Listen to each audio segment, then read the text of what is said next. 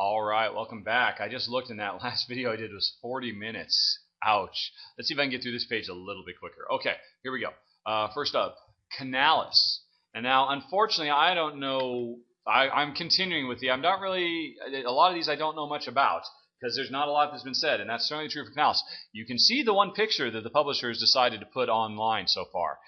That does not really help sell the game. But from the description, it does sound like, we're building canals so that goods can be moved around between different buildings, or buildings can be connected via canals and stuff like that, all to benefit certain people like Arnaud here, who I know is a recurring character in the other Tempest universe games. I mean, I know that, but I don't know much about the game. It kind of sounds like maybe it's almost sort of like Oregon, if anybody's ever played that one. I'm not really quite sure, though. The game, there's not much to say here.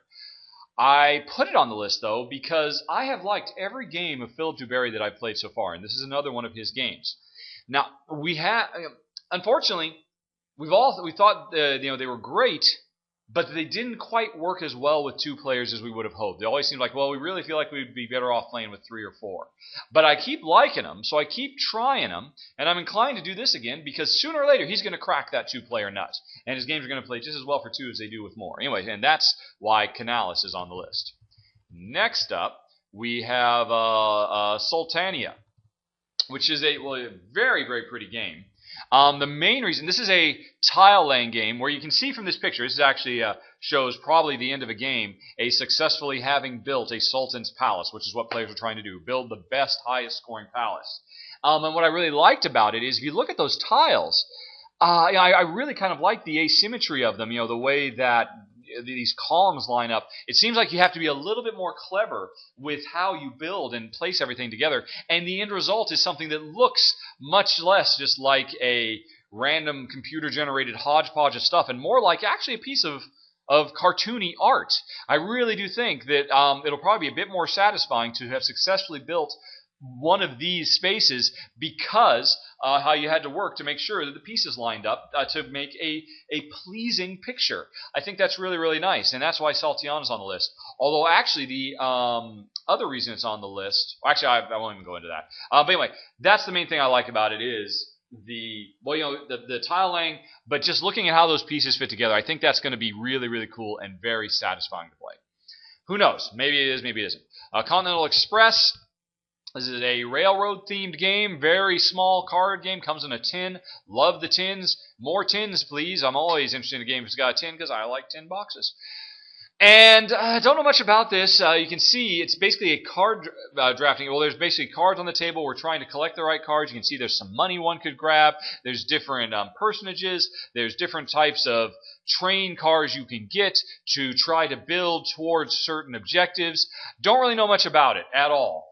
But do know it looks like a nice little compact game, and a really kind of simple, portable, economic base, trying desperately to get the money I need to build the final train line that I need to win the game. Plus, I mean, I like trains. I like board game train games. So what the heck? I will definitely look for Continental Express. This one, I can say a little bit more. What I like about this this is French for the laborers, I think. Les bâtisseurs of the modern age. I don't know, but I think it's the laborers is what this is. It says down below, and it is a very pretty card. I mean, I just love that art. That art is fantastic. Absolutely love that. And it's a worker placement game where you can see that you have workers on cards and you place them to get certain things done because you're laboring and trying to score points by building these wonderful buildings like that Chateau Fort there, which is clearly worth 7 points and it costs I don't know what, but don't know the particulars. You can see it requires different things. But here's the thing. Your workers in this worker placement game have unique strengths and weaknesses. They're not all carbon copies of each other. And that's freaking brilliant. Why haven't more worker placement games done that? Where, this is my worker, and he's a carpenter, and he's better at this, and he's better at that, and he's an architect. And I mean, you can see the worker cards, they have different stats and different skills. So you want to place them to get the certain jobs done, but where are you going to place them in different places? I just think that's awesome. Such a simple idea, but I can't wait to try this game out because that seems like such a refreshing twist or take on worker placement. And so that's the laborers. Okie doke. Dungeons Works card game. Dungeon Twister is a very, very cool game. Jen and I actually like it quite a bit. It's one of the few aggression conflict games that we actually enjoy because it is so clever with the constantly changing landscape and all that. And this, it seems like a no-brainer to bring that to card form so you can just have Dungeon Twister on the road wherever you go. It just seems perfect. Because you can see the cards are pretty much the same thing. They still twist around. You're moving your guys around, trying to get them from one side to the other. I assume it plays pretty much the same as the full game. And if it does, that'll be great. If they simplify it, that's fine too. Although the main game was absolutely fantastic. So I'm just excited about this because I want the main game in a nice portable package. Awesome. Dungeon Twister card game. Thanks. Corto. This just came up a couple days ago. I don't really know much about it yet. This is the best picture I could find. And reading the description below, it's interesting.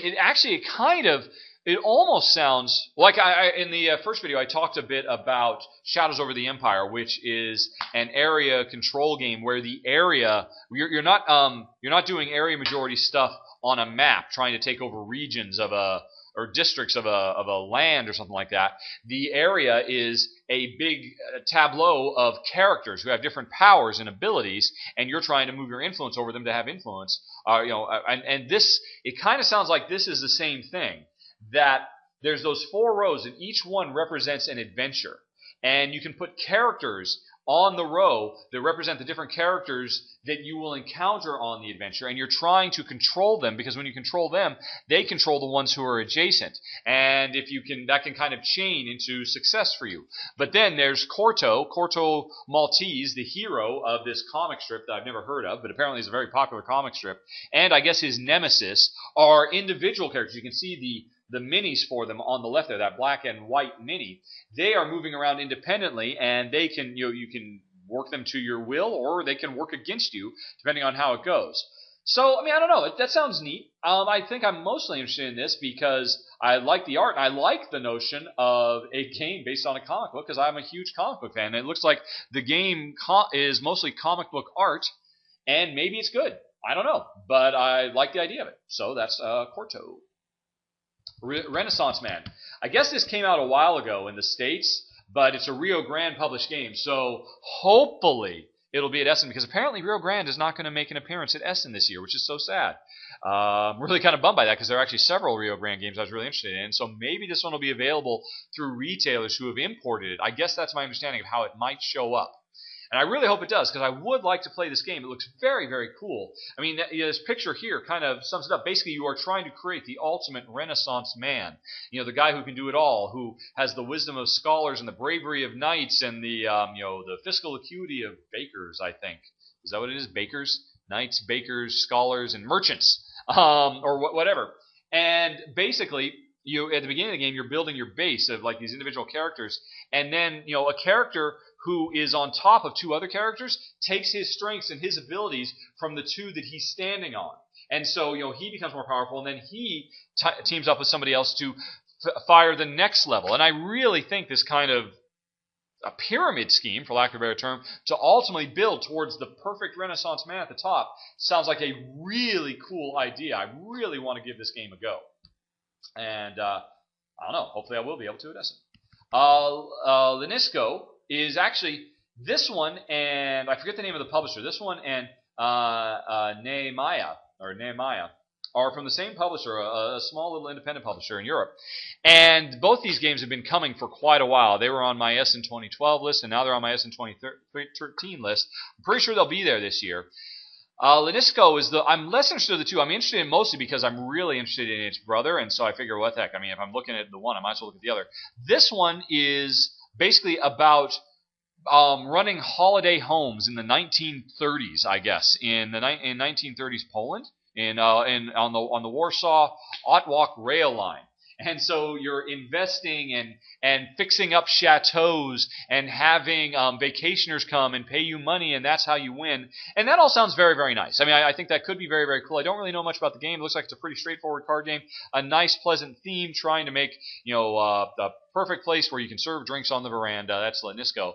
But it's a sibling game. Nemiah is the one I'm really interested in. This is a worker placement game where you are trying to build the Wall of Jerusalem. The Wall of Jerusalem has fallen, and you're trying to help rebuild it. And this would represent a bunch of cards. These are action cards that are laid out. And of course, new cards come out. The cards move around, I guess, and you put your workers on these different cards to do different actions. And once you put a worker on a given row, I guess it's cheaper for you or more effective to use other cards on the same row. So you can try to say, oh yeah, well if I do this one and then this one and this one, I'll have a really nice chain because they'll feed into each other. And I like that kind of advanced planning. But the tricky thing is these cards don't stay around. They move, they get removed, they get replaced. So you're always having to, well, do I build up for this nice chain where they'll synchronize with each other, or do I just take what I need right now? I think that sounds really, really cool. It's another nice version of worker placement game. The worker placement game where the worker placement spots are constantly in motion and constantly changing, and the landscape, the work you can do with your workers changes all the time.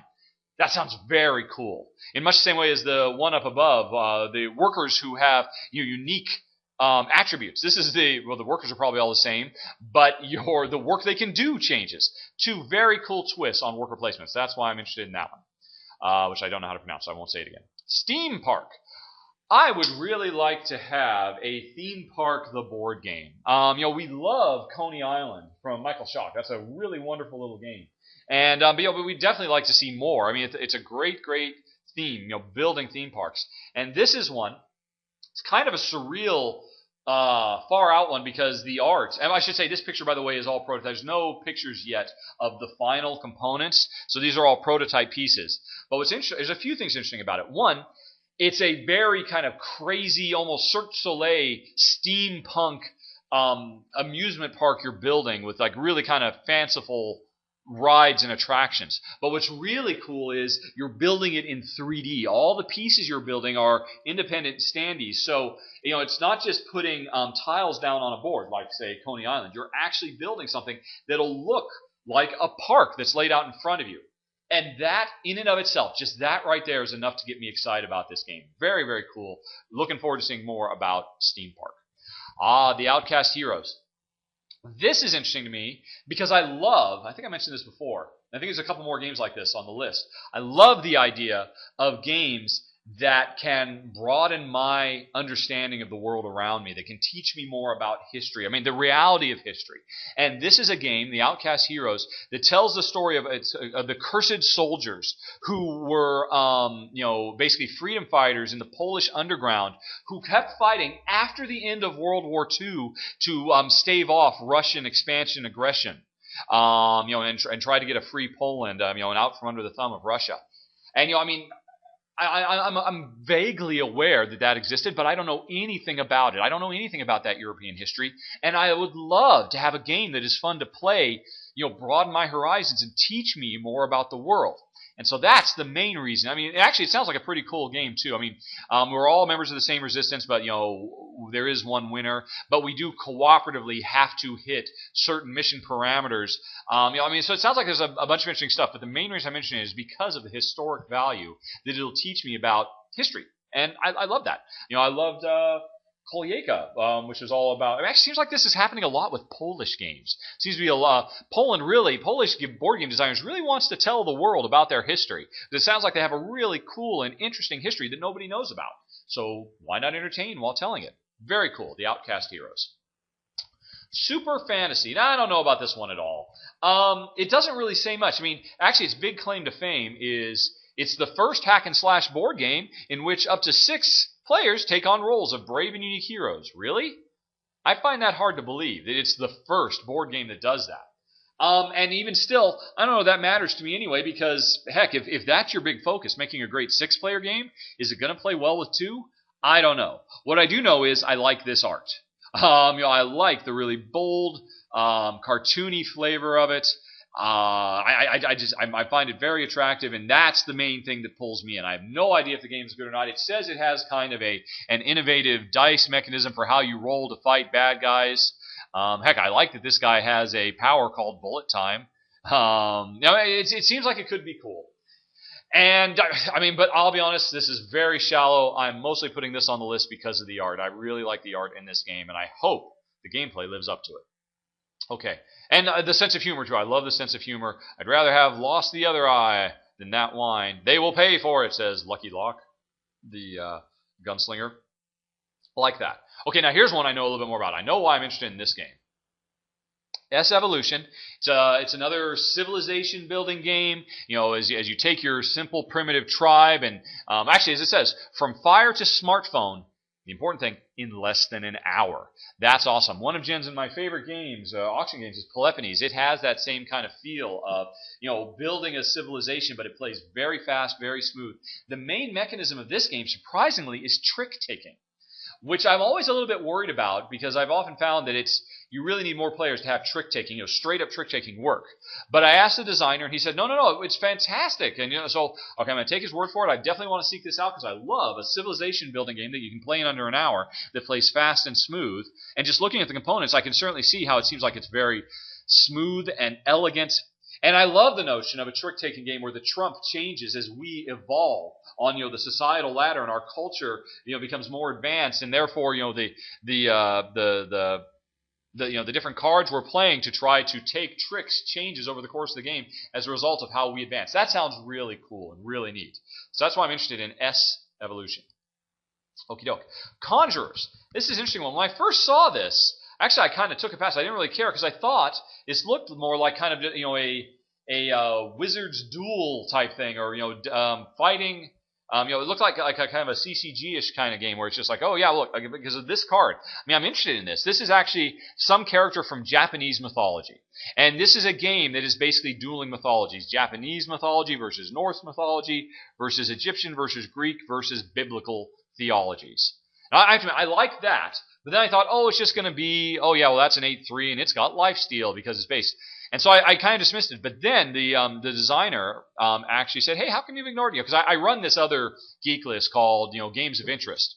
And he asked me, why was my game not interesting to you? And I said, well, I told him why. Because Jen and I don't particularly want to play dueling card games. And he pointed out, and he's since updated his description to make this more clear, this is not a dueling game. This is not, even though it sounds like it's a lot about combat, it's about dueling theologies and will the Greek gods take out the Japanese gods and all that. It's actually a worker placement game where the resource you're trying to collect is ancient mythological creatures. And you just think of those as point-scoring resources, that combat is not the end result. You're not building these armies to actually go to war and destroy the other armies. You're building these armies because that's how you score points.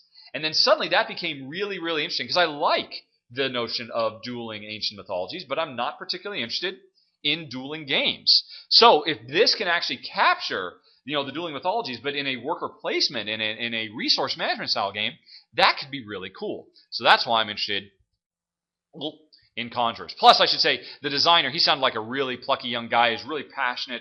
And I was just, I definitely want to check it out just because he was very outspoken and he sounded, anyway, I really responded well to our conversation. Anyway, though, next up, Compounded. Here's why this one's on the board. Actually, I'm not sure if this is even in Eric Martin's, but apparently the reason I'm mentioning this one is, I'm not sure if I want this game or not. It's kind of abstract. It's supposed to be abstract because we're working in a lab making compounds, making different chemical compounds. So of course it's abstract. That's where making it an abstract game is actually appropriate for the theme, because this is all kind of abstract in real life too.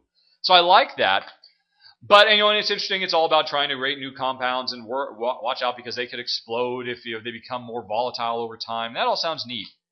The reason I mention this though is because apparently this will be at the show and they will have 100 copies and that is it. So they will probably not last the length of the show. That is why I'm going to try and look into this game a little bit more, because now all of a sudden there feels like, there's a land rush, got to grab a compound before they're all gone in Europe. Because I'm sure it's much easier to get this in the States. I don't know, maybe I'm wrong, but that's why Compounded caught my eye. Okay. Relic Runners, the latest from Days of Wonders. And of course, Days of Wonder is known for their really lavish productions. This one, I should have had another picture where it actually shows the relics you're trying to collect, these gorgeous little plastic pieces, kind of like the same quality of what's in Forbidden Island. Really, really nice, articulated relics you're trying to find. Big, gorgeous, colorful board, lots of really nice chits. The player markers, everything is going to be fantastic. You just know that because it's a Days of Wonder game. Is the game good? I don't know. I'm always interested in trying a Days of Wonder game because they're always interesting. Seems like they're often a little bit too light. But, and this one might be too. Although actually, Jen and I, we were surprised. Everybody seems to bag on Cargo Noir. We thought it was really good. Mostly because of its purity. It was just a simple, pure, elegant auction game. And, it had no pretensions to do anything else. The auctioning in that game was great. And so, I don't know, we'll definitely check out Relic Runners as well, just because I know it'll be a great production. Okie doke. Moving on. Hobbit. I've got two Lord of the Rings games here. Hobbit, The Unexpected Journey, and The Unexpected Journey to Lonely Mountain strategy game. Ouch. Interestingly, these are both should have been tie-ins to the book, to the movie from last year. So they're basically a year late. Although I guess The Unexpected Journey, this Reiner Knizia dice game, is actually available widely now. So this is going to be the first time that I'll be able to get my hands on it. Apparently, it's another pretty straightforward dice chucking game. It's my understanding. So I'm breaking my rule by putting another one on here. But you know what? Reiner Knizia did it, so I'm going to give it the time of day. He deserves my attention. He has certainly earned it. Plus, Jen loves Tolkien. So, heck, maybe it'll be great. Who knows? This is the one I'm really interested in, though. This one, I think, is it from WizKids? Yeah, the first one from Reiner Knizia, of all people, published by Crit Pazoic. And this other one, I think it was Mike Elliott. I get all those Warrior guys mixed up. But anyway, the interesting thing about this is, again, it's another Journey to Lonely Mountain strategy game. Longest title since Lord of the Rings, The Fellowship of the Rings deck building game. What is with these Lord of the Rings long titles? The interesting thing about this one is, you can tell from the minis, the little HeroClix minis over there, that the 4 playable characters are Frodo, Gollum, one of the giants, of the 3 giants, I believe, and then the character they made, what's his name, the orc who was after them? Movie spoilers, there's a orc, the Azog. Oh, and the Goblin King, that's it, it's not one of the giants, it's the Goblin King. So you have 1 hero, Bilbo, and 3 villains. So this game can be set up as a 3 versus 1 game, where each of the 3 villains are trying to defeat Bilbo in different ways. And Bilbo, of course, is just trying to make it through. That sounds awesome. That sounds so cool. And I would hope it works well for 2. That, if Jen insists on playing Bilbo every single time, because she would just love to, that I will have there'll be a lot of variety because, hey, what's it like when it's Bilbo versus Gollum? Bilbo versus the Goblin King. That sounds very, very cool. I really like that asymmetry a lot. Cannot wait to learn more because they haven't said anything about this game. That's pretty much all that's said. And this one picture that recently got put out there. So I'm really, really interested in this one. Sorry, I'm pretty sure I got the designer wrong. Eric Lang? Maybe that's it. Anyway, though, looks good. Or I like the idea of it anyway. Hobbit, An Unexpected Journey to Lonely Mountain strategy game. Okay. Next up, Concordia. Here's why this one's on the list. This is Mac Gertz's game without a rondel. It's been coming for quite a while. It was supposed to be out last year. This is actually a picture of a prototype taken at last year's E3. There is no final picture of the final product. But, like Max Gertz games a lot, haven't played one that he's done without a rondel. This one has no rondel. Interested. Simple as that. Just pure curiosity. I love the fact that he as a designer is stretching outside of his comfort zone and trying something new, and I want to support that. I want to be there for it. Sounds great. Can't wait. Concordia. Okay. Romulo o Remo. I was really on the fence about this one. Because, it sounds like a pretty straightforward civilization building, land grab, attack your neighbors kind of thing. You can see, look, they build walls between the hexes, and I'm pretty sure there will be a lot of warfare in this, in between the resource gathering, in what turns out to be the early days of the creation of Rome. But...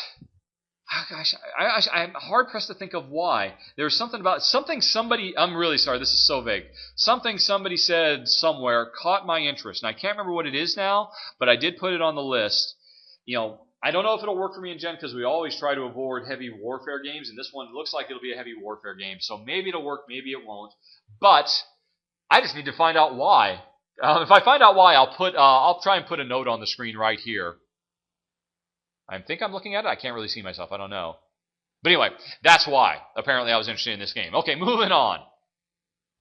I know I'm interested in this. This one looks very good. This is one of the few games I put on the list that is clearly a family game. This one might be too light. It might be too simple, but I love the idea of it. And this picture tells you everything you need to know. One, it's a real-time game. You can tell because there's a sand timer. Two, there's special dice with different colors. And what you're doing is, against the time, you're trying to roll your dice. It's another dice rolling game.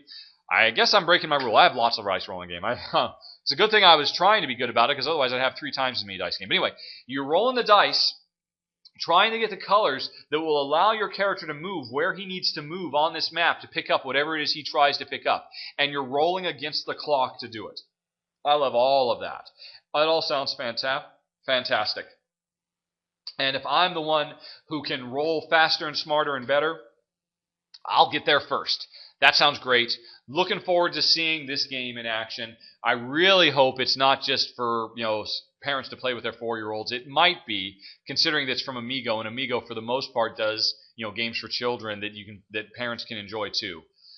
We'll see. I really like the idea of this game. Don't know. We'll find out with Galapicus. Okay. Phantom of the Opera. I'm not going to try and say it in French.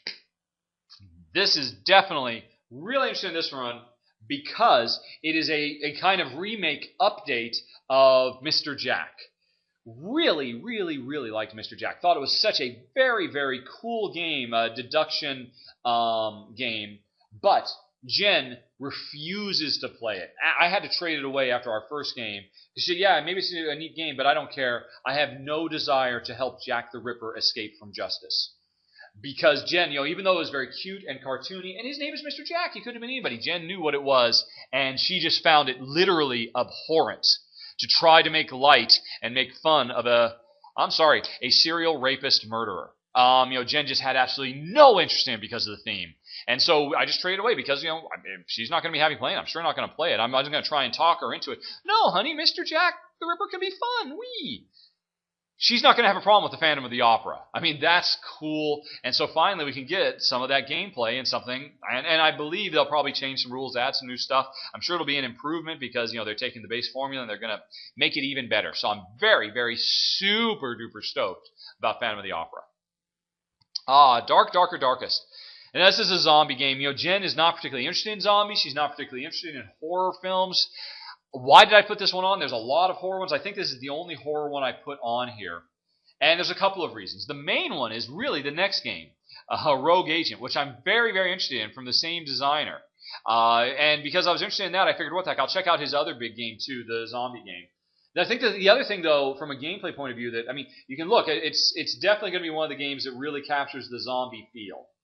And, I like the zombie feel. If I can find one that Jen would enjoy, that'd be fantastic. This one is very creepy. It seems like it's very heavy, dripping in theme. A lot of people are super stoked and excited about it. The reason I think Jen might like it is because it seems like this is not first and foremost a game that is all about just going in guns blazing and wiping out hordes of zombies. That this one does feature stealth. It does feature staying alive. It is, and, because actually it talks about it in here. In the description. Where is it? Out-sneaking the lurking creatures and keeping an eye on the ever-present security cameras. The fact that maybe there's a stronger emphasis on stealth and staying alive and less on just blood and guts and gore means maybe Jen would find it interesting. I hope so. But like I said, the main reason this is on is because also by Mr. David Auslus, I think. Sorry, David, if I got your name wrong. Rogue Agent is finally making out. And now, actually, I helped the designer...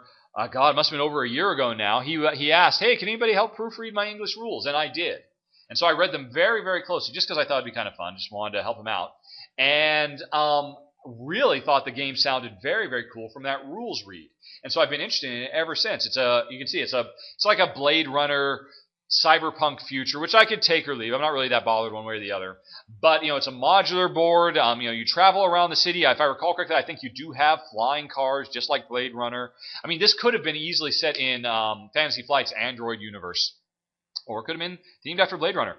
But the reason I think Jen might like it is because it's a competitive game. But, shows like Person of Interest, or Nowhere Man, or Quantum Leap, or it's this formula for TV shows that goes all all the way back to the 70s with the TV show called The Fugitive.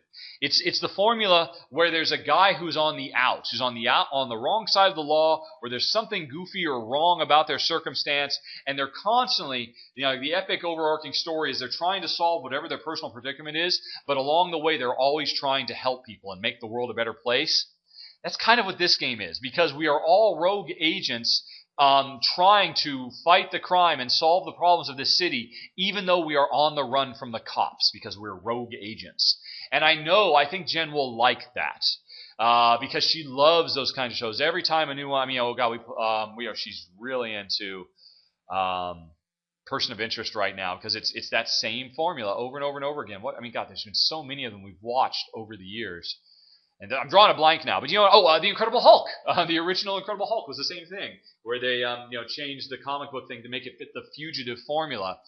This kind of has that, and I think thematically that'll be a really good fit for Jen. That was one of the reasons So anyway, sounds really cool. That's Rogue Agent.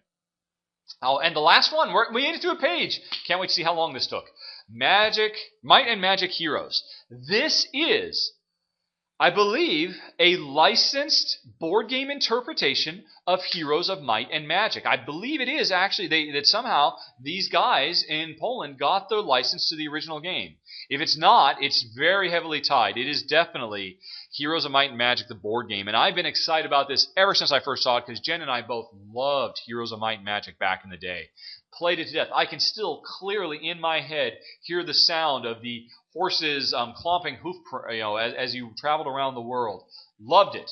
This is the board game incarnation of that. Apparently, it does a very good job of capturing the feel of the classic. And the problem is, up till now, it's only been available in Polish, and it's not language independent. It has a lot of text on it. This year at Essen, they are finally doing a new printing that is Polish/English. And that is why I am there. That is why it has made it higher than all of these other games, because I want Heroes of Might and Magic, the board game, and this is going to deliver, and so I'm very, very excited. So there we are. Now, we've just finished page 3. We have pages 4 and 5. I think page 5 is only half. So we are making it through here, folks. Hopefully I'll get this done before the in-laws come back. Again, family is visiting from out of town, so it's making it very, very difficult for me to record run-throughs of games, which is why I'm doing this today. Stop talking. F10. Okay, hit the button in 5, 4, 3, 2, 1.